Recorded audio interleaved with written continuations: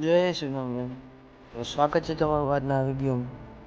શું તમે civil engineer છો? શું તમે બિલ્ડર છો? કે પછી તમે શું ડેવલપર છો? તો શું તમે એફએસઆઈ વિશે જાણો છો? એફએસઆઈ શું છે? એફએસઆઈ અમુક કહેશે હા અમે એફએસઆઈ વિશે જાણીએ છીએ, અમુક કહેશે કે ના અમે એફએસઆઈ વિશે નથી જાણતા. એફએસઆઈ એટલે ફ્લોર સ્પેસ ઇન્ડેક્સ, અને અમુક જગ્યાએ કહેવાય છે ફ્લોર એરિયા રેશિયો. એટલે એફએસઆઈ એટલે શું? એફએસઆઈ એટલે total floor area divide by plot area. એટલે કે એકદમ સિમ્પલ લેંગ્વેજમાં કહું તો આપણે એક પ્લોટમાં કેટલું કન્સ્ટ્રક્શન કરી શકીએ એ જાણવું હોય તો એફએસઆઈ દ્વારા આપણે જાણી શકાય છે. એટલે એફએસઆઈ દ્વારા કઈ રીતે જાણી શકાય? માની લો કે આપણા શહેરની એફએસઆઈ છે 2.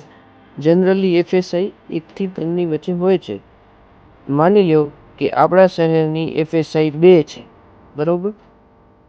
અને આપણે આપણા વિસ્તારમાં ગ્રાઉન્ડ ફ્લોરમાં 50% જેટલું જ કન્સ્ટ્રક્શન કરી શકીએ છીએ. તો આપણે આપણા વિસ્તારમાં કેટલું ટોટલ કન્સ્ટ્રક્શન કરી શકીએ, એટલે કે કેટલા ફ્લોરનું કન્સ્ટ્રક્શન કરી શકીએ એ જાણવા માટે આપણે એફએસઆઈનો ઉપયોગ કરવામાં આવે છે. ચાલો એક ઉદાહરણ દઈને તમને સમજાવું. માની લો કે આપણા પ્લોટની સાઇઝ છે 100 ફૂટ બાય 200 ફૂટ, 100 ફૂટ પહોળો, 200 ફૂટ લાંબો.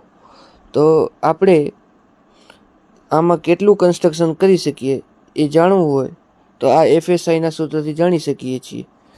એફએસઆઈ આપણી શહેરની છે 2, એટલે એફએસઆઈ એટલે total area of all floor divide by plot area. એટલે કે એફએસઆઈ આપણી છે 2 બરાબર total area of all floor divide by આપણો પ્લોટ એરિયા થયો 20,000 સ્ક્વેર ફૂટ.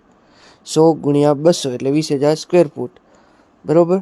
તો કેટલા ફ્લોરનું કન્સ્ટ્રક્શન કરી શકીએ એના માટે 20,000 ઇન્ટુ 2 એટલે 40,000 સ્ક્વેર ફૂટનું કન્સ્ટ્રક્શન કરી શકીએ.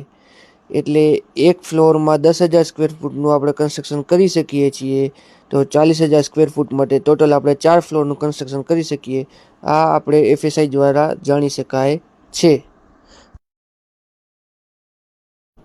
આ તો થઈ સામાન્ય વાત, પણ આના સિવાય પણ એફએસઆઈ દ્વારા આપણે લોસમાંથી પ્રોફિટમાં કઈ રીતે આવી શકીએ તે જાણવું હોય તો નેક્સ્ટ પાર્ટ જરૂર જોજો, પાર્ટ 2 ઓફ એફએસઆઈ.